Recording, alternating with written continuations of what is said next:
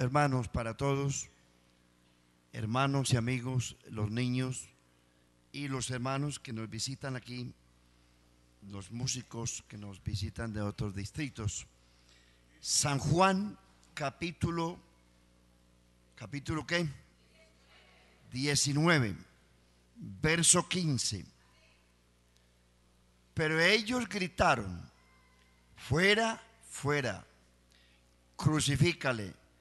Pilato les dijo: ¿a vuestro rey he de crucificar? Respondieron los principales sacerdotes: no tenemos más rey que César. Verso 19.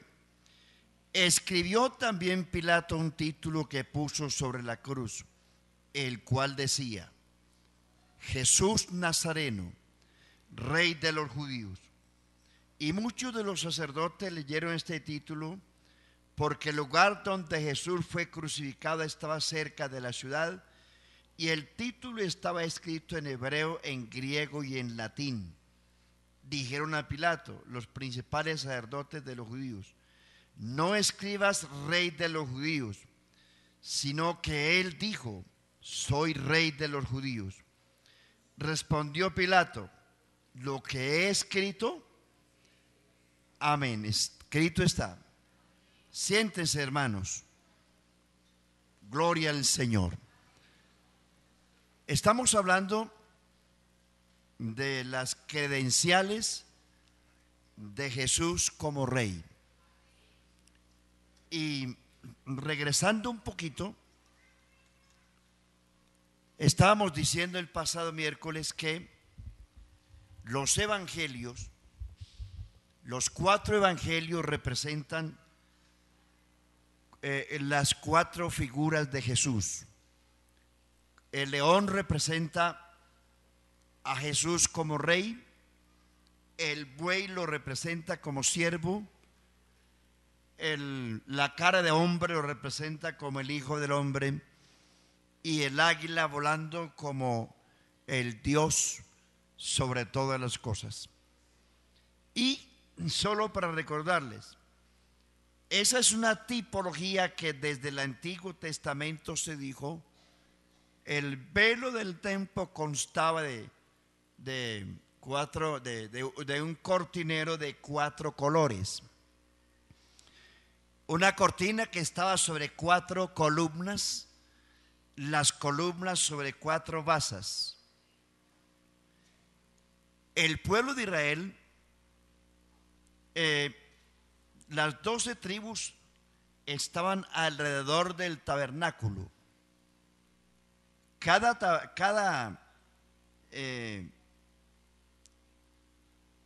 tribu estaba agrupada, las 12 tribus están agrupadas en 4 grupos. Y el tabernáculo estaba en el centro.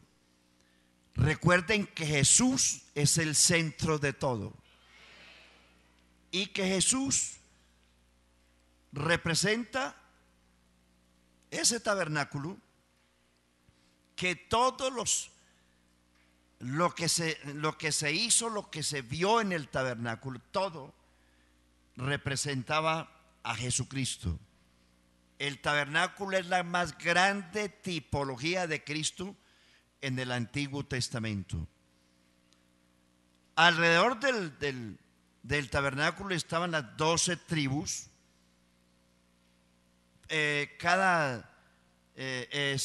Divididas en 4 grupos, y cada grupo tenía una cabeza, un patriarca principal, y cada uno representaba una bandera que también estaba simbolizando o tipificando a Jesucristo. El libro de Ezequiel, capítulo 1, también menciona a esos 4 seres de otra manera. Es decir, en eso le recuerdo lo que le decía el pasado miércoles, que el Nuevo Testamento está lleno de estos versículos que dicen: todo esto aconteció para que se cumpliese lo dicho por el profeta. Y hay otro término que se usó en el Nuevo Testamento diciendo: todo esto aconteció para que se cumpliese lo dicho por el Señor a través de el profeta. Gloria al Señor. Jesús mismo dijo, después que resucitó, dijo en San Lucas capítulo 24, verso 44, dice: y les abrió el entendimiento para que comprendiesen las escrituras. Las escrituras era lo que había en el escrito del Antiguo Testamento, porque el Nuevo Testamento no estaba escrito todavía. Cuando Jesús habló de las escrituras, está hablando del Antiguo Testamento. Y Jesús dice todo esto aconteció para que se cumpliesen las escrituras. Dice, les abrió el entendimiento para que comprendiesen las escrituras. Hermano, para uno comprender las escrituras, se necesita que Dios le abra el entendimiento. Usted recuerda que hace tiempo, unos 40, 50 años atrás, el evangelio era muy difícil vivirlo o creerlo, porque la política de la Iglesia Católica era que todo el que leía la Biblia se volvía loco. ¿Cuántos locos hay aquí? Si ve, por leer la Biblia, hermanos. Eso es lo que decían ellos desde los púlpitos. No lean la Biblia porque se vuelven locos. Decían ellos, porque los únicos que tienen la capacidad de interpretar la Biblia son los curas, y es lo que menos hacen. Pero esa era una política de terror. A mi abuelo, que no era tan bueno, el viejito le gustaba leer la magia negra, era algo de brujito. Leía esos libros, la magia negra, la magia blanca, el dragón rojo y las Biblias. Él leía todo eso porque el diablo le mezcla todo. Y el cura un día se dio cuenta de que mi abuelo tenía 2 Biblias, pero que también leía otros libros de magia. Y fue hasta la casa y le quemó las Biblias, pero los libros de magia no los quemó. Y le dice, lean lo que quiera, pero la Biblia no, porque lo enloquece, viejito. Él fue el primero que leyó la Biblia, que no entendía nada, pero tenía la Biblia. Si la Biblia enloquece, entonces ustedes están locos. Y yo también estoy loco. Y la Biblia dice eso. La palabra de la cruz es locura a los que se pierden, más a los que se salvan. Esto es a nosotros poder de Dios. El evangelio es poder de Dios. La locura del evangelio. Entonces, estamos estudiando eso. La razón por la cual yo quiero que nos metamos en esto es porque generalmente los enemigos del evangelio, ellos dicen que los evangelios son una contradicción. Y les recuerdo que cada evangelio fue escrito por un evangelista distinto y que fue visto y escrito a diferentes pueblos: judíos, romanos, gentiles y la iglesia. Entonces, Mateo escribió el evangelio a los judíos. Quienes rechazaron a Jesús como rey fueron los judíos, su propio pueblo. San Juan 1:11 dice: a lo suyo vino y los suyos no lo recibieron. ¿Quiénes eran los suyos? Israel. Entonces, mire usted que por eso leí ese texto. Cuando estaban ellos frente a Pilato pidiendo que crucificaran a Jesús, él les dice: ¿a vuestro rey he de crucificar? La respuesta de ellos es: no, nosotros no tenemos a este hombre como rey, nuestro rey es César. César era el emperador romano. Y entonces ellos dicen, nosotros no tenemos más rey que a César. Ah, bueno. Pilato lo único que accedió fue a entregarlo. Pero él insistía, Pilato, que Jesús era el rey de los judíos. Mire, un inconverso, porque Pilato era un hombre malo. Y para comprobarles, para ponerles el dedo en la llaga, para echarles sal en la herida, colocó sobre la cruz una inscripción en 3 idiomas que eran los idiomas que se hablaban en ese entonces. Este es Jesús Nazareno, el rey de los judíos. Noten que una vez más los judíos saltaron diciendo, no, Señor, no escribas eso porque nosotros no lo tenemos como rey, fue él que se hizo rey. Pilato les dice, bueno, lo que yo he escrito, escrito está. No lo pueden mover de ahí, porque eso es verdad.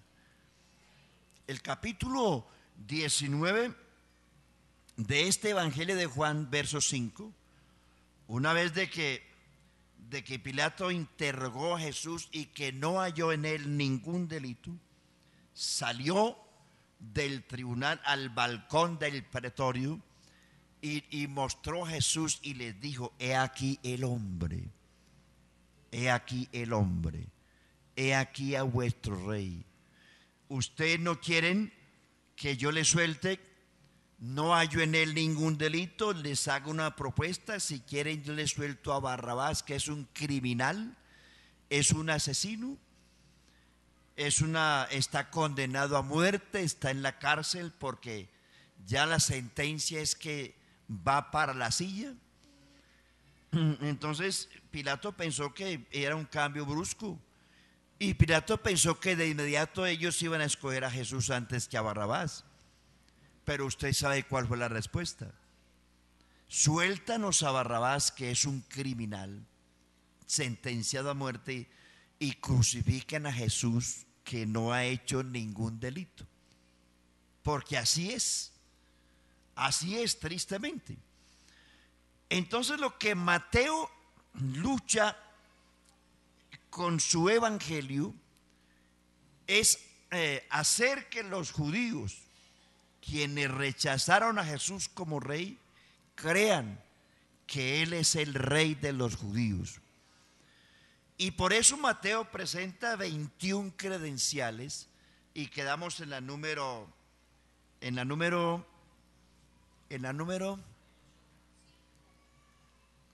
a ver, vamos a ver, esta es una escuela. Venimos aquí a aprender algo, ¿cierto? Bueno, vamos a ver, ¿cuál fue la primera credencial? Número 1, credencial número 1. Su genealogía. ¿De dónde comienza la genealogía de Cristo en Mateo? Abraham y salta a David. Abraham y David fueron los dos personajes más importantes del Antiguo Testamento. Y la genealogía de Jesús en Mateo es presentada por el linaje de Abraham, indicando de que Jesús era linaje real. La número 2, Jesús es presentado como Dios, y llamará su nombre Emmanuel. Les estoy haciendo, perdónenme que le repita, pero sabes si recordamos algo, porque hay poder en la repetición. Sí, Señor. Y cuando San Lucas escribe el Evangelio, Lucas escribió el Evangelio a Teófilo, un gentil, y en el libro de los Hechos, capítulo 1, verso 1, Lucas fue también el que escribió el libro de los Hechos al mismo Teófilo, pero no el jugador colombiano, que no hicieron nada, sino un gentil. No es que tenga guayabo, hermano. Yo sabía que el patirrayado no es nada. Esto lo dice uno en su guayabo, ¿no? Teófilo era un gentil. Y el apóstol, el Lucas, el evangelista, le dice a Teófilo: quiero ponerte las cosas en orden, las que antes te escribí, que ahora te las confirma porque son ciertísimas.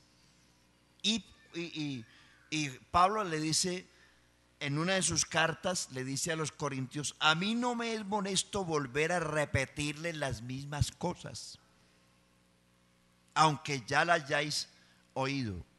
Siempre es importante, la mente necesita que le estén recordando algo, y sobre todo que la mayoría de ustedes no les gusta escribir, pero por eso traten de memorizar lo que más se pueda. La credencial número 3. Estas credenciales, la gran mayoría no están en los otros evangelios. La adoración de los reyes, capítulo 2 de Mateo, no está en los otros evangelios. Ahí los magos, los reyes, vienen a buscar al rey. ¿Dónde está el rey de los judíos? Y cuando lo vieron, dice, se arrodillaron y lo adoraron. Y le ofrecieron oro, que es lo que se le daba a los reyes. Bendito el Señor. El número 4, la predicación de Juan el Bautista, que se remonta al Antiguo Testamento en el capítulo 40 de Isaías. Le dice: yo no soy el Cristo, no soy el Mesías, yo soy la voz del que clama del desierto, preparad camino al Señor.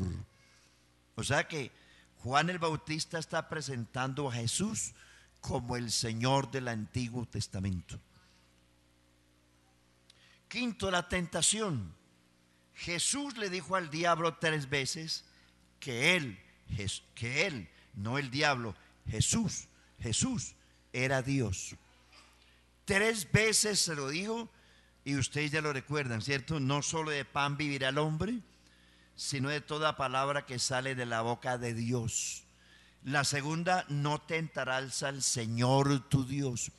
La tercera: al Señor tu Dios adorarás y a Él solo servirás. Ahora vamos con la sexta. La sexta credencial, el Sermón del Monte, Mateo 5, 6 y 7.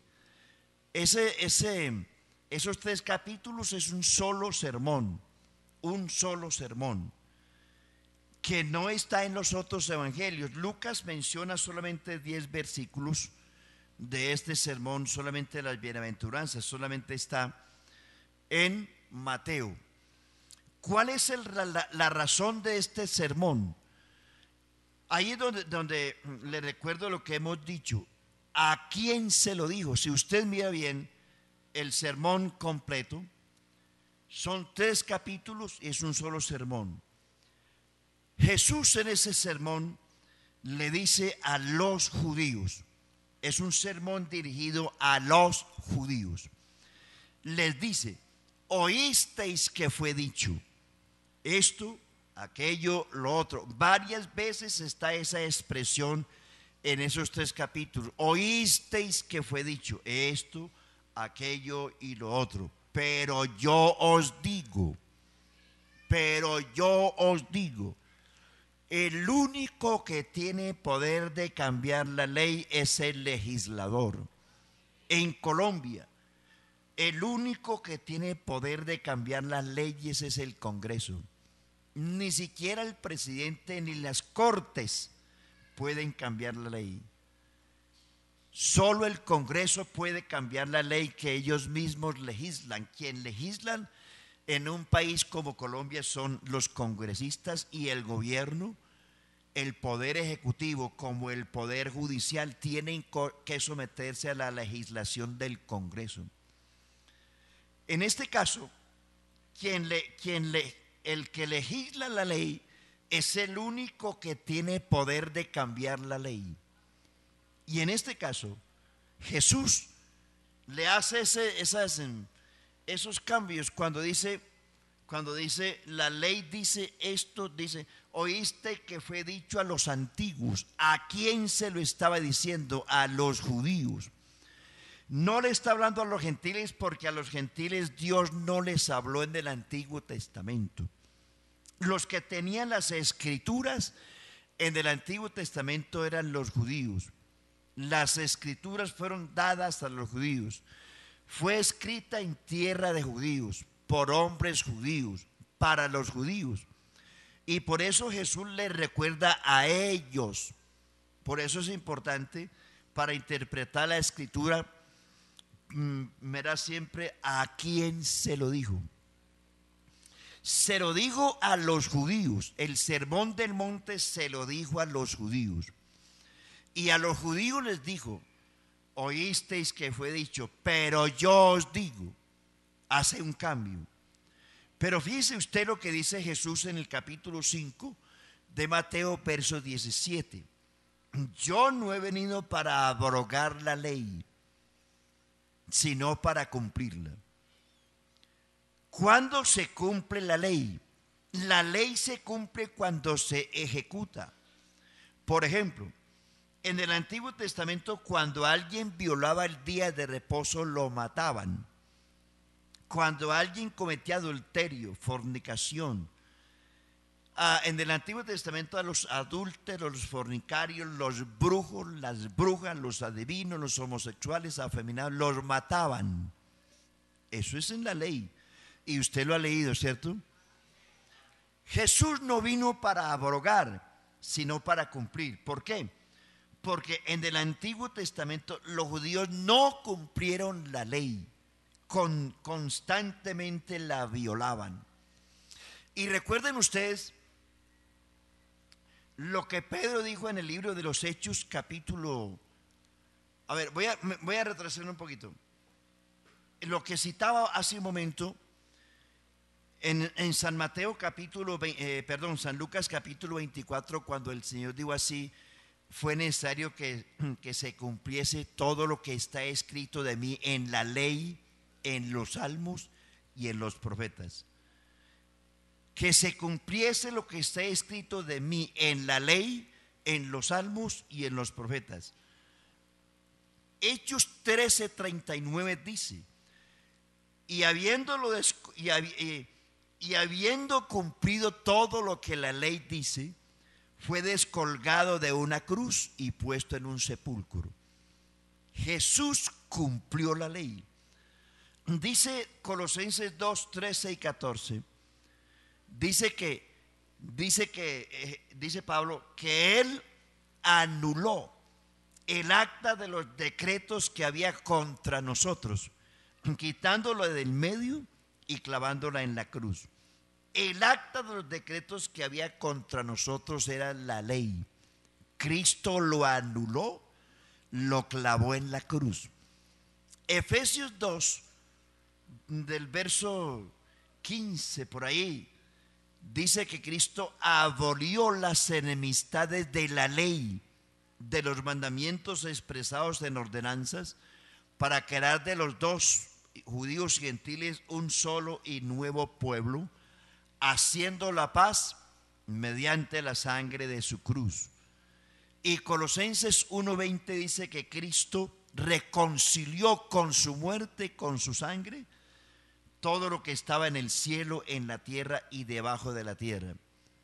La ley se cumplió ¿cuándo? En la cruz. La ley se cumplió en la cruz. ¿Cuándo se cumplía la ley? Cuando el culpable era ejecutado. Es decir, que violaba la ley y era muerto, allí se cumplía la ley. Pero como nadie de los judíos cumplió la ley, el apóstol Pedro en Hechos capítulo 15, en el primer concilio que hicieron en Jerusalén, por causa del rumor que había, de la incomodidad que había entre los judíos por la conversión de los gentiles, el primero que habló fue Pedro diciendo, no es posible colocar el yugo de la ley sobre los hombros de los hermanos. Dice, una ley que ni nosotros ni nuestros padres pudimos llevar. No vamos a imponerle a los hermanos gentiles una ley que ni nosotros ni nuestros padres pudimos llevar. Antes, dice Pedro, creemos que por la gracia del Señor seremos salvos de igual manera que ellos. ¿Aló, hermanos? Bueno, Jesús cumplió la ley en la cruz. ¿Por qué? Él no era el pecador. Quien violó la ley fue el pueblo. Pero ¿qué hizo Jesús? Cuando vino, tomó la carga del pueblo sobre sus hombros y con ella fue a la cruz. Segunda de Corintios 5:20 dice: el que no conoció pecado, por nosotros lo hizo pecado, para que nosotros fuésemos hechos justicia de Dios en él. Y Romanos 6:23 dice: la paga del pecado es muerte, mas la dádiva de Dios es vida eterna en Cristo Jesús, Señor nuestro. Gloria a Dios. No se me duerman, hermanos. Entonces, como la paga del pecado es muerte, entonces Jesús asumió la paga del pecado. Dios estaba en Cristo, reconciliando consigo al mundo, no tomándoles en cuenta a los hombres sus pecados, y nos encargó a nosotros el ministerio de la reconciliación. Dios en Cristo nos reconcilió, tomando el lugar de nosotros. Eso es lo que llama sustitución. En el Antiguo Testamento la oveja moría por el pastor. En el Nuevo Testamento el pastor murió por las ovejas. Él dice: yo pongo mi vida por las ovejas. Eso es lo más glorioso y la más grande diferencia que hay entre el Antiguo y el Nuevo Testamento. Amén. La oveja moría por el pastor. En el Nuevo Testamento el pastor murió por las ovejas. Y esas ovejas somos nosotros. Por eso estamos bien asegurados, bien agarrados. Porque dice el Señor: nadie las arrebatará de mi mano. ¿Por qué? Porque Jesús abrió sus brazos en la cruz para que las clavaran sobre una cruz, para luego abrazar las ovejas y arrebatárselas al diablo de las tinieblas y hacer de esas ovejas descarriadas y perdidas un pueblo para su nombre. A su nombre, gloria. Entonces, este sermón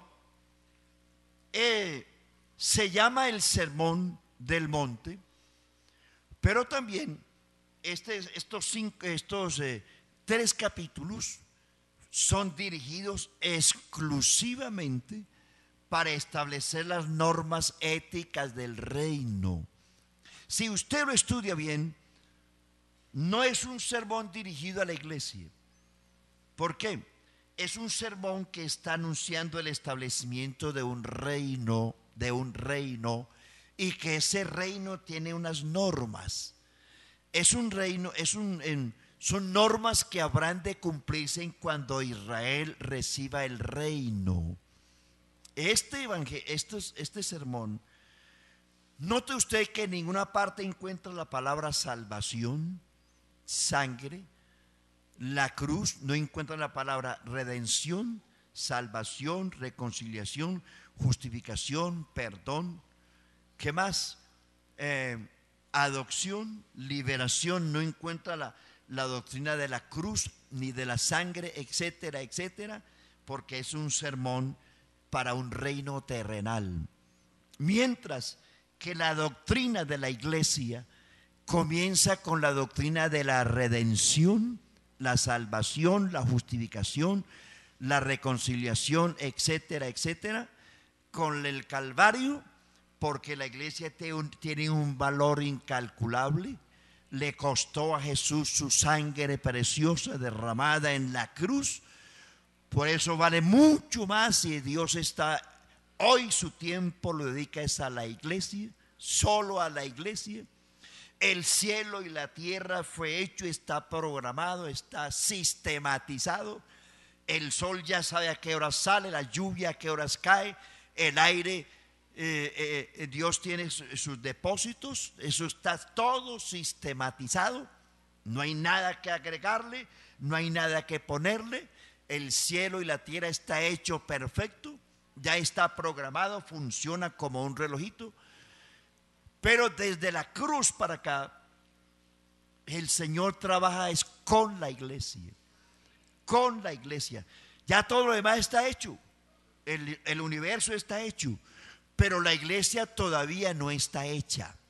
Nosotros tenemos que llegar a ser hechos a la semejanza de Cristo. Y por eso Él trabaja con la iglesia. Repito, ya Dios no trabaja con la creación porque ya está hecha y está programada y todo funciona porque ya está. Pero con usted y conmigo Dios trabaja todos los días con la iglesia. Dios quiere llevarse a la gloria a una iglesia perfecta, sin mancha y sin arruga, sino que fuese santa y sin mancha. Eso es lo que Dios quiere con usted. Y cada culto es un pincelazo, un brochazo que Dios le da a esta obra de arte que se llama iglesia. Aleluya. Por eso Jesús no ha venido todavía. Porque la está puliendo. Déjese pulir, hermano. No sea resabiado, hombre. Usted vale mucho. Usted es una perla que Dios sacó del tarro de la basura. Usted era una piedrita sacada de la cantera, que en la cantera usted no vería nada. Pero Dios lo sacó de la cantera. Amén. Lo metió en el fuego, en el horno, en el taller. Y aquí nos pule con buril, nos pule con brocha, con pintura, nos adorna, porque Él quiere una iglesia a la altura de lo que Él es, de su santidad, de su grandeza, de su perfección, que llegue a ser inmortal como lo es Él. Por eso se habla de cosas tan grandes como la redención. Entonces la credencial número 6 es las normas del reino, las normas éticas. Aquí en estos 3 capítulos hay 28 normas éticas que habrán de funcionar en el reino cuando el reino sea establecido en la tierra, en ese caso el milenio. Porque en estos capítulos hay cosas que usted no puede cumplir hoy. No puede cumplir. ¿Por qué? Muchas veces hay cosas aquí que dice bueno, entonces ¿qué? En este sermón dice, si algo te es tropiezo, córtalo de ti. Si eso se cumpliera hoy, ¿cuántos tuertos habría, hermano? ¿Sí o no? ¿Cuántos mancos? Si tu ojo, dice la Biblia, aquí en este sermón, te es ocasión de caer, sácalo de ti. A ver cuántos tuertos hay aquí. Ni uno. No, es que aquí ninguno ha pecado con los ojos. Eso es una belleza. Eso es puros por donde los mire. Pero si se cumpliera, ay, ay, ay, creo que ninguno tuviéramos ojos aquí esta noche. ¿Me entiende? ¿No me entiende? Entonces a sacar ojos, hermano. Y dice, si tu mano te es ocasión de caer, córtala. Yo veo que ustedes tienen las 2 manitos, ¿cierto? Los dos oídos. Si tu pie, lo que sea. Si tu lengua, saque la lengua, hermano. ¿La tiene todavía? Muy de buena, hermano. No está cumpliendo con la ley. ¿Quién no ha pecado con la lengua? Levanten la mano. No, guárdela mejor, guárdela. No peque con esa lengua, hermano. Entonces, por lo que se nota, no tiene aplicación a la iglesia, sino que es un sermón que tiene aplicación en el milenio. Por eso en el milenio las cosas no van a ser tan fáciles como usted cree. Que va a haber yucas y papas por montones, sí. Frutas y de todo, no importa el verano. Habrá abundancia porque la tierra producirá el 100%, pero habrá unas leyes muy estrictas que yo no quiero estar ahí. Yo quiero estar bajo la gracia de Dios, que no es un alcahuete, no, la gracia de Dios nos enseña que también tenemos que renunciar a toda impiedad mundana para vivir en este siglo justa, sobria, justa y piadosamente. Gloria a Dios. Credencial número 7. El capítulo 8 y 9 de San Mateo, usted encuentra una serie de milagros en serie en serie, mostrando con ello de que Jesús es el Rey y es Dios. Y por ahí me acuerdo un texto que no está en Mateo, pero está en San Lucas, donde dice, Lucas 11:20, dice: si yo por el dedo de Dios echo fuera los milagros y sano los enfermos, es porque ciertamente el reino de Dios ha llegado. Es decir, el Rey ha llegado. Y los evangelios siempre comienzan cuando Jesús empezó el ministerio en San Mateo. Les dijo: el reino de Dios ha llegado. Y cuando él dijo el reino de Dios ha llegado, dice que la gente que vino a él lo sanó. No solamente lo dijo en teoría. Cuando dijo el reino de Dios ha llegado, inmediatamente dice que sanó a todos los que vinieron a él. ¿Por qué? Porque hasta ese momento ellos, como los demás, estaban bajo el reino de las tinieblas. Y agrega San Lucas, se lo recuerdo: si yo echo fuera demonios y sano enfermos por el dedo de Dios, es porque el reino de Dios ha llegado. Y Jesús le advirtió a los apóstoles estas palabras: yendo, entrad en cada casa y saludadla, y decid: el reino de Dios ha llegado. Quiere decir que si el reino de Dios había llegado, era porque el Rey de la Gloria había llegado. Y dices, vuelvo a San Lucas, dice: cuando el hombre está fuertemente armado, en paz está lo que posee. Es decir, el reino pertenecía al diablo. Suena horrible eso, pero así es. El diablo llevó a Jesús a un monte y le dijo: todo esto te doy, cuando él mostró los reinos del mundo. Y le dijo el diablo a Jesús: todo esto te doy si postrado de rodillas me adoras. Dice: porque a mí estos reinos me fueron entregados. Los reinos del mundo fueron entregados a Adán. Y cuando Adán pecó, se los entregó al diablo. Adán dejó de ser un señor para ser un siervo. Y entonces ahí es donde viene lo que dice el Señor: cuando el hombre fuerte armado está, en paz está lo que posee.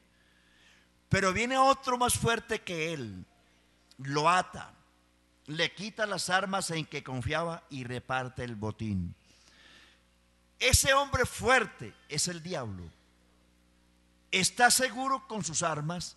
Las armas del diablo eran la muerte y el infierno.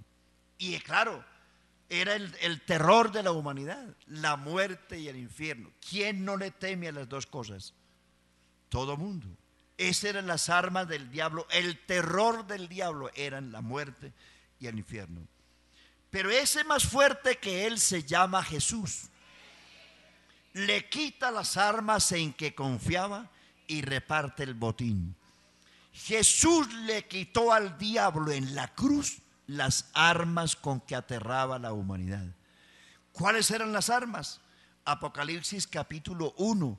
Le dice Jesús a Juan: no temas, he aquí el que vivo y estuve muerto, mas he aquí que vivo por los siglos de los siglos y tengo las llaves de la muerte y del infierno. Y aquí en San Mateo, que me adelanto un poquito, una de las credenciales está al final, la última, cuando Jesús dice: toda potestad me es dada en el cielo y en la tierra. Por tanto, vayan a todas las naciones y hagan discípulos. Y al final dice: y yo estoy con vosotros todos los días hasta el fin del mundo. Hermanos, iglesia, no hay que temer. Hasta la cruz el mundo entero vivía en tinieblas y bajo el terror de la muerte y el infierno. Después de la cruz ya no hay terror. Jesús tiene en sus manos las llaves de la muerte y del infierno. Usted no se muere cuando el diablo quiere, sino cuando Dios lo determine. Y la muerte no es el terror de los cristianos. La muerte es el paso necesario a la inmortalidad. No le tenga miedo a la muerte. Cuando antes de la cruz, que el diablo era el que manejaba la muerte, ahí sí que miedo. Pero después de la cruz, en su resurrección, Jesús se hizo espíritu vivificante, y la resurrección de Cristo garantiza que los cristianos habrán de resucitar a la semejanza de Jesucristo. ¡Gloria a Dios! ¡Que viva el Evangelio, hermano, hombre! ¡Qué glorioso, glorioso es el Evangelio! ¿Nos tenemos que morir? Sí. Pero fíjese usted lo que dice San Pablo en la primera de Corintios capítulo 15. El arrebatamiento de la iglesia y la transformación es un milagro y un misterio. Antes de la cruz no se podía decir que una persona llegaría a la inmortalidad sin morirse, pero después de la cruz sí. He aquí, dice Pablo, os digo un misterio: no todos dormiremos, pero todos seremos transformados. En un momento, en un abrir y cerrar de ojos, a la final trompeta, porque se tocará la trompeta, los muertos serán resucitados incorruptibles y nosotros seremos transformados. Antes de la cruz, para llegar a la inmortalidad, tenía que morirse primero. Después de la cruz, muchos tenemos esperanza que podemos llegar a la inmortalidad sin morirnos. Sí, Señor. Dice: muchos de los que duermen serán resucitados y nosotros seremos transformados. Muchos no irán a la tumba, serán transformados en un momento, en un abrir y cerrar de ojos, a la final trompeta. Gloria al nombre de Jesús. Dice: porque es necesario que esto mortal se vista de inmortalidad y esto corruptible se haya vestido de incorrupción. Porque se siembra en debilidad, resucita en poder. Se siembra cuerpo animal, resucita cuerpo espiritual.